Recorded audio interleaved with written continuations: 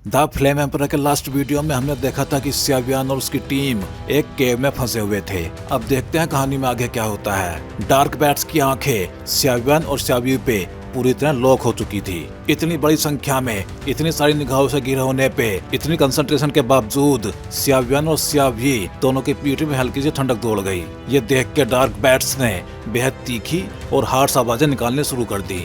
उन आवाजों में पागलपन भरी एक्साइटमेंट साफ झलक रही थी। डार्क पैसेज बेहद संक रहा था। जैसे ही दोनों की फ्लेम्स बाहर आई, पूरा पैसेज एक झटके में रोशन हो गया। अब इस पैसेज का असल चेहरा सामने आ चुका था। इस पूरे डार्क पैसेज की छत पे सिर्फ डार्क बैट्स ही भरे हुए थे। डार्क बैट्स उल्टे लटके हुए थे। उनके पतले शरीर के अंदर उनके पेट के पास एक अजीब सी फ्लेम हल्के से चमक रही थी। उस छोटी सी फ्लेम को कम मत समझो। उस छोटे से फ्लेम क्लस्टर में बेहद टेरिफाइंग पावर छुपी हुई थी। अगले ही पल चारों तरफ मौजूद डार्क बैट्स ऐसे टूट पड़े जैसे उन्हें कोई स्वादिष्ट खाना दिख गया हो। वो पागलों की तरह स्यावियन और स्याव्यू की ओर उड़ पड़े। इन डार्क बैट्स की संख्या वाकई टेरिफाइंग है, स्याव्यू ने कहा, लेकिन सिर्फ 1 स्टार डोबरी लेवल का डार्क बैट चिंता की बात नहीं है। यहाँ तक कि स्याव्यू जैसा शांत स्वभाव रखने वाला भी सामने फैले ब्लैक सैलाब को देख के अनजाने में जीभ चटकाए बिना रह नहीं पाया। अब चलें? स्याव्यू ने गंभीर आवाज में पूछा। रुको, स्यावियन ने नजरें पैसेज के बिल्कुल ऊपर मौजूद डार्क बैट्स पे टिकाए रखी। अभी संख्या कम है। कुछ ही सांसों के बाद अब ठीक है, चलो, स्यावियन ने हल्की आवाज में कहा। इस समय डार्क बैट्स दोनों के बेहद करीब आ चुके थे और संख्या पूरी हो चुकी थी। अगले ही पल फ्लेम्स में लिपटे दोनों की स्पीड अचानक एक्सप्लोड कर गई। वो स्टोन स्टैचू की दिशा में तेजी से उड़ पड़े। डार्क बैट्स को टारगेट न खोने देने के लिए उनकी स्पीड जानबूझ के मॉडरेट रखी गई। डार्क बैट्स ने एक पल की भी हेजिटेशन नहीं की। जैसे ही स्यावियन और स्याव्यू भागे, वो भूखे घोस्ट की तरह उनके पीछे टूट पड़े। आ रहे हैं। स्टोन स्टैचू से थोड़ी दूर पे खड़े मोइंग और बाकी लोग देखते ही सतर्क हो गए। डार्क पैसेज से 2 बेहद चमकदार फ्लेम स्ट्रीक्स बाहर निकलती दिखी। मू फेंग ने नजर से इशारा किया, रेडी रहो, अगर कुछ भी गड़बड़ हो इस अज्ञात जगह में जरा सी भी लापरवाही सीधा कब्र तक पहुंचा सकती थी। हटो, स्याव्यू ने ठंडी आवाज में कहा। अगले ही पल दोनों की फ्लेम्स एक दूसरे में मर्ज हो गई। बिना किसी हेजिटेशन के स्यावियन ने उस फ्यूज्ड फ्लेम को सीधे स्टोन स्टैचू पे फेंक दिया। अब देखता हूँ तू क्या करता है, स्यावियन ने स्टोन जायंट से जैसे बात करते हुए कहा। फिर वो तुरंत मोइंग और बाकी लोगों की ओर दीवार के कोने में उतर गया। सोल पावर और डाउची की डबल प्रोटेक्शन उसके चारों ओर थी। स्यावियन के हटते ही डार्क बैट्स भूखे घोस्ट की तरह सीधे स्टोन जायंट से टकराने लगे। भयानक टक्कर की आवाजें पूरे स्पेस में गूंज उठी। डार्क बैट्स की स्पीड इतनी तेज थी कि वो स्टोन जायंट से टकराते ही सीधे पाउडर में बदल गए। उस पाउडर के बीच से टेरिफाइंग फ्लेम्स फूट पड़ी और सीधे स्टोन जायंट पे टूट पड़ी। लेकिन वो फ्लेम्स इंस्टेंट एब्जॉर्ब कर ली गई। देखते हैं तू कितना एब्जॉर्ब कर सकता है, स्यावियन ने मनी मन कहा। डार्क बैट्स लगातार मरते जा रहे थे। धूल उड़ रही थी। स्टोन जायंट पे फ्लेम कुछ सेकंड जलती, फिर उसकी मिस्टीरियस पावर उन्हें बुझा देती। लेकिन ये कुछ सेकंड ही काफी थे। डार्क बैट्स की स्पीड इतनी ज्यादा थी कि पीछे की आर्मी रुक ही नहीं पा रही थी। स्टोन जायंट पे लगातार बॉडीज टकरा रही थी। अचानक स्टोन जायंट की बॉडी से बेहद गर्म फ्लेम रिपिल्स चारों ओर फैल गई और जैसे जैसे डार्क बैट्स मरते गए उस स्टोन स्टैचू पे हल्की हल्की क्रैक्स दिखने लगी। मू फेंग ने कहा, ये डार्क बैट्स भले ही फ्लेम और स्पेस पावर रखते हों, लेकिन सालों से अंधेरे में रहने के कारण इनकी इंटेलिजेंस बहुत कम है। अभी ये बस खुद को मरने भेज रहे हैं। ग्रीन फ्लूट ने धीरे से कहा। हर डार्क बैट मरते वक्त टेरिफाइंग फ्लेम फ्लक्चुएशन छोड़ता है। एक दो से फर्क नहीं पड़ेगा, लेकिन जब संख्या सैकड़ों हजारों हो तो पावर अनइमेजिनेबल थी। लगता है ये काम कर रहा है, स्यावियन ने कहा। उसने तुरंत अपनी सोल पावर फैलाई और सबके चारों ओर एक इनविजिबल प्रोटेक्शन बना दी। इस बैरियर के बनते ही डार्क बैट्स की डेथ फ्लेम से निकली सारी डिस्ट्रक्टिव एनर्जी पूरी तरह आइसोलेट हो गई। फटने वाला है, किसी ने बुदबुदाया। अब डार्क बैट्स को भी कुछ गड़बड़ महसूस होने लगी। उन्होंने आत्मघाती हमला रोक दिया, लेकिन स्टोन जायंट की क्रैक्स अब साफ दिखाई दे रही थी। स्याव्यू, थोड़ा और मसाला डालो, स्यावियन ने कहा। उसने एंट्रेंस ब्लॉक कर दिया और एक और हीट वेव पैदा कर दी। ओके, स्याव्यू ने तुरंत समझ लिया। उसकी हथेली में एक बेहद चमकदार फ्लेम उभर आई। जाओ, ब्रेक इट फॉर मी। स्यावियन और स्याव्यू की पावरफुल आवाजें पूरे स्पेस में गूंज उठी। धूल और रेत उठी। वोल्केनो इरप्शन जैसा डर भरा ऑरा फैल गया। डार्क बैट्स की बच्ची खुची फ्लेम्स और सियावियन की पावर सब एक साथ स्टोन जायंट पे टूट पड़ी और स्टोन जायंट से क्रैक की आवाज आई।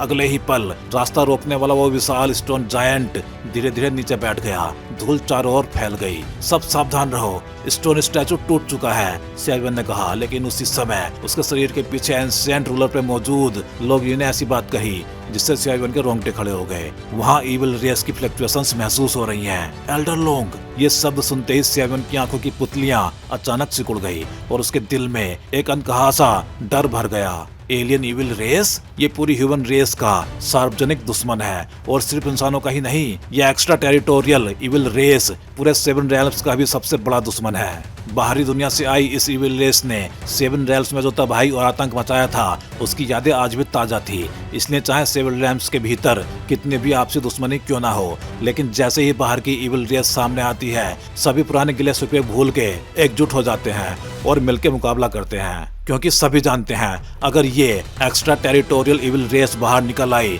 तो दुनिया में कभी शांति नहीं रहेगी। देश नहीं तो घर नहीं। अगर 7 रेल्म्स के पीक पावर हाउस का अस्तित्व ना रहे तो नीचे के लो, मिडिल और हाई लेवल रेल्म्स की स्थिरता कैसे बनी रहेगी। मुझे भी पूरा यकीन नहीं है। लोंगी की आवाज में पूरा पक्का विश्वास नहीं था, लेकिन अभी जो उस स्टोन जायंट से इविल ब्लैक ओरा निकला उसने मुझे कुछ अजीब सा एहसास दिया। अगर यहाँ सच में एलियन रेस का कुछ संबंध हुआ तो फिर जो चीज मुझे चाहिए उसे ढूंढना आसान नहीं होगा, सियावियन ने गहरी आवाज में कहा। सावधान। अचानक सियावियन अभी लोंगी से बात कर ही रहा था कि पीछे से एक घबराई हुई आवाज गूंज उठी, डिफेंड ना हो। अगले ही पल मोई ने जैसे कुछ महसूस किया और जोर से चिल्ला उठी। क्या? सियावी और बाकी लोग इस अचानक हरकत से चौंक गए। वो पलट के देखने ही वाले थे कि तभी हादसा हो गया। गिरे हुए स्टोन जायंट की आंखों में से अचानक ब्लैक साउंड वेव्स का एक घेरा उभर आया। उस ब्लैक साउंड वेव में कोई अजीब पावर थी और स्टोन जायंट के टूटते ही वो चारों ओर तेजी से फैल गई। इस ब्लैक साउंड वेव के फैलते ही सियावी जोर से चीख उठा। ये कैसे हो सकता है? सियावी के दिल में भारी झटका लगा क्योंकि सियावी एक फायर एल्फ था। उसका शरीर और इंद्रियां इंसानों से बिल्कुल अलग थी। उसकी साउंड परसेप्शन इंसानों से कई गुना ज्यादा तेज थी। लेकिन इस ब्लैक साउंड वेव के सामने उसके शरीर की भयंकर फ्लेम एनर्जी अचानक जम सी गई, मानो पूरी फ्लेम पल भर में जम के पत्थर बन गई हो और सिर्फ एक खाली फर्नेस बचा हो। सियावी अंदर से कांप उठा। वो इस समय 8 स्टार डोडी लेवल का पावर हाउस था। अगर कोई ताकत उसे इस हद तक दबा सकती है तो सामने वाली पावर कितनी भयानक होगी, ये सोच के ही रोंगटे खड़े हो जाते थे। इसी दौरान मुफैंग और ग्रीन फ्लूट समेत बाकी लोग भी सिर पकड़ के बैठ गए। चेहरों पे एहसानियां पीला साफ दिख रही थी। सिर्फ सियावियन और मोइंग की हालत थोड़ी बेहतर थी। ये सब क्या हो रहा है? सियावियन ने सबसे पहले कहा। मुझे भी नहीं पता, मोइंग ने ठंडी आवाज में जवाब दिया, लेकिन उसकी नजर उस स्टोन जायंट के टूटे हुए ढेर पे टिकी हुई थी। कुछ गड़बड़ जरूर है। सियावियन ने आसपास पड़े साथियों को देखा, फिर मोइंग की दृष्टि का पीछा किया। इन पत्थरों में जरूर कुछ अजीब है, सियावियन ने पक्के यकीन के साथ कहा। यहाँ का ऑरा कुछ एक्स्ट्रा टेरिटोरियल इविल रेस जैसा लग रहा है, बेहद इविल और डिस्टर्बिंग।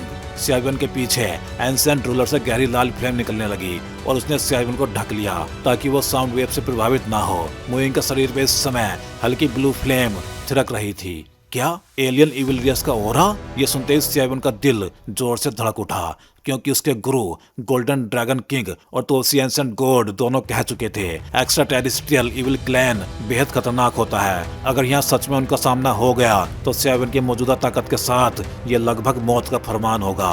घबराओ मत, लोंगी की आवाज गंभीर हो गई। गोल्डन ड्रैगन किंग ने तुम्हें मुझे सौंपा है। जब तक मेरी सांस है मैं तुम्हें कुछ नहीं होने दूंगा। एल्डर लोंग, थैंक यू। सियावियन की आंखों में तेज चमक आ गई। अगर जरूरत पड़ी तो चाहे जान चली जाए, एम्परर यान पीछे नहीं हटेगा। उसके भीतर फिर से जबरदस्त फाइटिंग स्पिरिट उमड़ पड़ी। अचानक सियावी और बाकी तीनों बेहोश होकर जमीन पर गिर पड़े। ये क्या? सियावियन चौंक गया। घबराओ नहीं, लोंगी बोला। ये ब्लैक साउंड वेव शायद गार्जियन की एक परीक्षा थी। बस उनकी सहन शक्ति कम थी, इसलिए बेहोश हो गए। सियावियन ने अपने सोल पावर से बाकी सबकी जांच की। सच में कोई गंभीर चोट नहीं थी। सियावियन फिर से पत्थरों की ओर मुड़ा। एल्डर लोंग, इन पत्थरों में कुछ गड़बड़ है। स्टोन जायंट पहले ही डार्क बैट की फ्लेम एनर्जी सोख चुका था। फिर सियावियन और सियावी के फुल पावर अटैक से सीधे फट गया था। चारों ओर सफेद पत्थरों के ढेर बिखरे पड़े थे। पीछे का रास्ता खुल चुका था, एक गहरी अंधेरी सुरंग। लेकिन इस समय सियावियन का पूरा ध्यान सामने के रहस्य पे था। चलो पास जाके देखते हैं। सियावियन बेहद सतर्क होकर आगे बढ़ा। सावधान रहना, ये पत्थर कुछ अजीब ताकत रखते हैं, मेरी होली फ्लेम भी इन्हें पूरी तरह दबा नहीं पा रही। मुइंग ने धीमी आवाज में कहा। 1 कदम, 2 कदम, हर कदम पे सियावियन को अपने दिल की तेज धड़कन साफ सुनाई दे रही थी। ये क्या है? उसने जमीन से एक सफेद पत्थर उठाया। ऊपर से देखने पे वो बिल्कुल साधारण सा लग रहा था। पीछे देखो। मुइंग की आवाज अचानक भारी हो गई। सियावियन ने पत्थर पलटा और अगले ही पल उसका चेहरा सख्त हो गया। पत्थर के पीछे एक इंसानी चेहरा उभरा हुआ था। तेज नुकीली बनावट, बंद आंखें और होठों पे बेहद खूंखार मुस्कान। चारों ओर डेंस ब्लैक इविल ओरा लिपटा हुआ था। Extra territorial evil race. एक चौंकाने वाली चीख सीधे इस छोटे से स्पेस में गूंज उठी। मुइंग हल्का सा चौंकी। वो इस एक्स्ट्रा टेरिटोरियल इविल रेस के बारे में बेहद उलझन में थी। फिर बोली, एक्स्ट्रा टेरिटोरियल इविल रेस, ये क्या होती है? सियावियन ने तुरंत सफेद पत्थर नीचे रख दिया और फिर हल्के झिझक के साथ ब्लू फ्लेम से घिरी मुइंग की ओर देखा। एक्स्ट्रा टेरिटोरियल इविल क्लैन ये पूरे 7 रेल्म्स का सार्वजनिक दुश्मन है और ये नाम हर किसी की जुबान पे होता है। फिर मुइंग इसे कैसे नहीं जानती? क्या वो बेवकूफ है? लेकिन जिसके पास होली फ्लेम हो वो बेवकूफ कैसे हो सकती है? एक के बाद एक सवाल सियावियन के दिल में उमड़ पड़े। उसने हल्के से सिर हिलाया और गंभीरता से बोला, आउटर रेल्म के इविल क्लैंस, हम ग्रेट थाउजेंड वर्ल्ड में रहते हैं। ग्रेट थाउजेंड वर्ल्ड के बाहर अनगिनत इविल बीइंग्स मौजूद हैं। ये हमारे प्लेन्स पे अटैक करने की कोशिश करते रहते हैं। हर बार जब ये इन्वेड करते हैं तो तबाही मचा देते हैं। इन सभी प्राणियों को मिला के एक्स्ट्रा टेरिटोरियल इविल रेस कहा जाता है। सियावियन की आवाज शांत थी लेकिन उसमें गहरी गंभीरता साफ झलक रही थी। क्या वो सच में इतने खतरनाक होते हैं? मुइंग ने धीमी आवाज में कहा, मानो किसी गहरी सोच में डूब गई हो। शायद, सियावियन बोला, लेकिन इतना तय है जो किसी पूरे प्लेन को हिला दे और अनगिनत जीवों का नरसंहार कर सके वह साधारण चीज नहीं हो सकती। मुइंग ने हल्की आवाज में जवाब दिया। फिर वो धीरे से झुकी, अपना नाजुक हाथ आगे बढ़ाया और सफेद पत्थर की ओर बढ़ी। मुइंग ने पत्थर उठा के उसे पलट दिया। तुम क्या कर रही हो? सावधान! सियावियन तुरंत चिल्लाया। इस पे अभी भी इविल ओरा मौजूद है। अगर ये तुम्हारे शरीर में घुस गया तो बहुत बड़ी मुसीबत हो जाएगी, क्योंकि उस सफेद पत्थर पे मौजूद रेजिडुअल इविल ओरा बेहद कम था, लेकिन फिर भी उससे निकलने वाले भयानक फीलिंग ने सियावियन को भीतर तक हिला दिया था। कोई बात नहीं, मेरे ऊपर मौजूद फ्लेम्स को मत भूलो, मुइंग ने बेफिक्री से जवाब दिया। उसकी सुंदर आंखें उस पत्थर के पीछे बने इविल रेस पे टिक गई। नीली होली फ्लेम्स उसकी हथेली से निकल के सीधे उस सफेद पत्थर की ओर बढ़ी। जैसे ही ब्लू फ्लेम उस इविल रेस को छूती है वो चेहरा जैसे जिंदा हो उठा। एक विकराल और डरावनी आवाज गूंज उठी, होली फ्लेम डेस्ट्रॉय। मुइंग ने उस दुष्ट आवाज की जरा भी परवाह नहीं की और अपने हाथ से ब्लू फ्लेम की पावर और बढ़ा दी। ब्लू होली फ्लेम ने पूरे सफेद पत्थर को जला डाला और उस पे बना इविल फेस धीरे धीरे पिघलने लगा। अभी जो आवाज आई थी वो क्या थी? सियावियन ने हल्की उलझन में पूछा। वही फोरिजन इविल रेस की बच्ची खुची चेतना होगी जिसका तुम जिक्र कर रहे थे। मुइंग ने पत्थर पे मौजूद इविल फेस को पूरी तरह इवेपोरेट करने के बाद धीरे से कहा, उस पे सिर्फ बेहद कमजोर रेजिडुअल इविल ओरा था। सावधान रहना। सियावियन की आवाज गंभीर हो गई। ये जगह शांत नहीं लगती। हाँ, वो तीनों ज्यादातर इसी इविल फेस की वजह से बेहोश हुए थे। अब जब इसे मैंने नष्ट कर दिया है तो जल्दी ही होश में आ जाएंगे। मुइंग बोली, ब्रोदर, अभी क्या हुआ था? जैसे इविल फेस पूरी तरह गायब हुआ, सियावी और बाकी तीनों भी होश में आ गए। हालांकि उनके शरीर में अभी भी हल्का सा दर्द था, लेकिन उन्हें बेहोश होने के बाद की कोई भी चीज याद नहीं थी। कुछ नहीं, बस थोड़ी गड़बड़ हो गई थी, सियावियन हल्की मुस्कान के साथ बोला।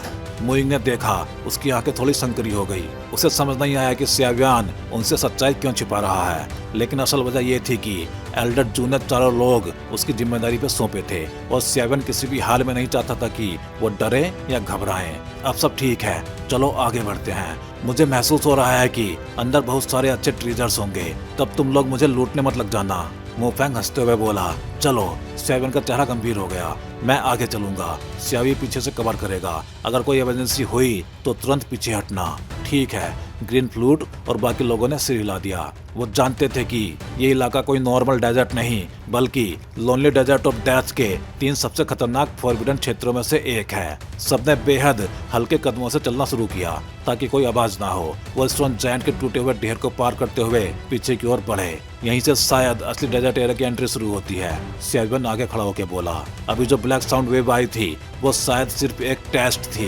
डेजर्ट में प्रवेश करने की परीक्षा। वो साउंड वेव एक प्रकार की बैन जैसी थी। ग्रीन फ्रूट ने गंभीरता से कहा, मैं महसूस कर सकता हूँ कि इस डेजर्ट एरिया में 7 स्टार डोवडी के ऊपर की ताकत वालों का प्रवेश की अनुमति नहीं है। वो ब्लैक साउंड वेव मानो उनकी शक्ति को प्रोब कर रही थी। अगर कोई 7 स्टार डोबडी से ऊपर हुआ तो उसे तुरंत बाहर फेंक दिया जाता। हाँ, बस मैं थोड़ा स्पेशल हूँ, सियावी ने मुस्कुरा के कहा। वो एक फायर एल्फ था, भले ही उसकी स्ट्रेंथ 8 स्टार डोबडी तक पहुंच चुकी थी, जो इस बैंड से ऊपर थी, लेकिन फायर एल्फ होने और सियावियन की फ्लेम पावर के कारण वो इस रेस्ट्रिक्शन से प्रभावित नहीं हुआ। सियावियन, सावधान रहना।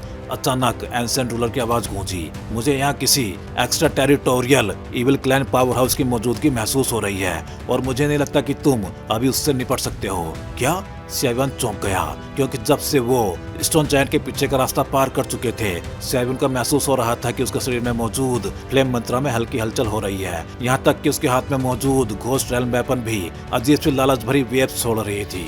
एल्डर लोंग, आप जिस फोरिजन इविल पावर हाउस की बात कर रहे हैं वो कितना पावरफुल है? सियावियन ने तुरंत पूछा। बहुत पावरफुल। लोंगी की आवाज बेहद गंभीर थी। कम से कम मेरी मौजूदा ताकत के बराबर, बल्कि शायद मुझसे भी ज्यादा। ये कैसे हो सकता है? सियावियन को गहरा झटका लगा। अगर वो एनिमी एल्डर लोंग से भी ज्यादा पावरफुल हुआ तो इस डेजर्ट में मौजूद सारे ट्रीजर्स, चाहे जितने भी लुभावने क्यों ना हो, उन्हें छोड़ना ही पड़ेगा।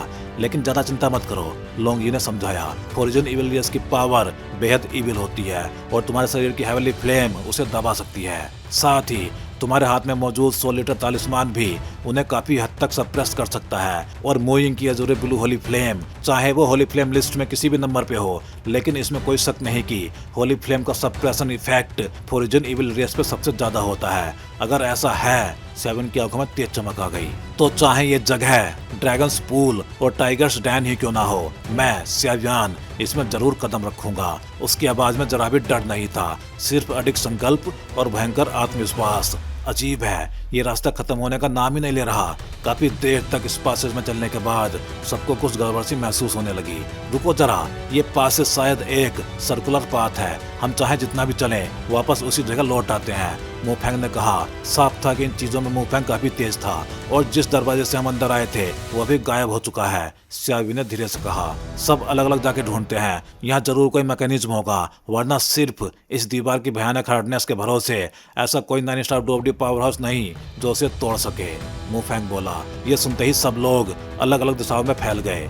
हर किसी के शरीर के चारों ओर अलग अलग रंगों की डोपची घूम रही थी। सौभाग्य से इस सर्कुलर पासेज में डार्क बैट्स जैसे जीव नहीं थे, बस डरावनी खामोशी थी जो मन को बेहद बेचैन कर देती थी। यहाँ सियावियन धीरे धीरे चलता हुआ दीवार के पास पहुंचा और फ्लेम पावर की मदद से दीवार को ध्यान से देखने लगा। फ्लेम की रोशनी दीवार पे पड़ी और असमतल हिस्से पे कुछ अजीब सा उभर आया। ये क्या है? करीब जाके देखने पे सियावियन को एहसास हुआ ये एक पेंटिंग थी, एक बेहद अजीब पेंटिंग, करीब 1 मीटर लंबी चौड़ी चौकोर आकृति, और पूरी पेंटिंग में सिर्फ एक ही सीन, आसमान से उतरता हुआ एक विशाल हाथ जो जमीन को पूरी ताकत से दबा रहा था। ये सियावियन की आंखें फैल गई। उस विशाल हाथ को देखते ही उसके भीतर नगण्यता की भावना उभर आई। ये अगले ही पल उसे कुछ गड़बड़ महसूस हुई। वो पेंटिंग के और पास गया और अपना माथा लगभग उससे सटा दिया।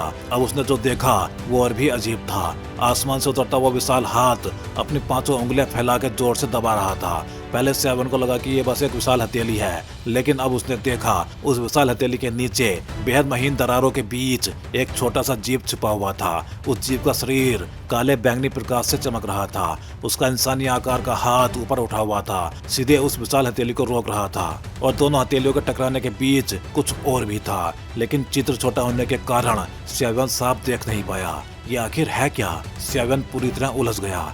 एल्डर लोंग, ये क्या है? उसने मनी मन पूछा। सच कहूँ तो मैंने भी ऐसा कभी नहीं देखा, लोंगी बोला। छोड़ो, पहले आसपास कोई मैकेनिज्म देखते हैं। सियावियन ने उस मिस्टीरियस पेंटिंग पे ज्यादा टाइम बर्बाद न करने का फैसला किया। जैसे ही उसने बायां पैर आगे बढ़ाया, अचानक एक बेहद साफ आवाज गूंजी। उसका पैर एक काले पत्थर पे पड़ा जो अजीब तरह से हिलने लगा। फिर उसके सामने की स्टोन वॉल अचानक फट गई। दोनों तरफ की दीवारें धीरे धीरे खुली और बीच में एक नया पासेज दिखाई दिया। मिल गया, सियावियन बोला। लेकिन वो पेंटिंग गायब क्यों हो गई? उसने हल्के से सिर हिलाया, फिर सबको आवाज दी। बाकी लोग भी तुरंत वहीं पहुंच गए। ब्रोदर, आप तो सच में कमाल हो, सियावियन ने मजाक में कंधा थपथपाया। सियावियन बस मुस्कुरा दिया। तो भाई लोग, इस वीडियो में बस इतना ही। चलिए फिर जल्दी ही मिलते हैं अगले वीडियो में। हे डोंगा फैंस, आप सभी का सपोर्ट ही इस चैनल को आज इस लेवल तक लेके आया है और अब एक नया स्टेप शुरू हो चुका है। हाँ जी, अब आप ज्वाइन कर सकते हो चैनल मेंबरशिप और बन सकते हो हमारे एक्सक्लूसिव कल्टीवेटर स्क्वाड का हिस्सा।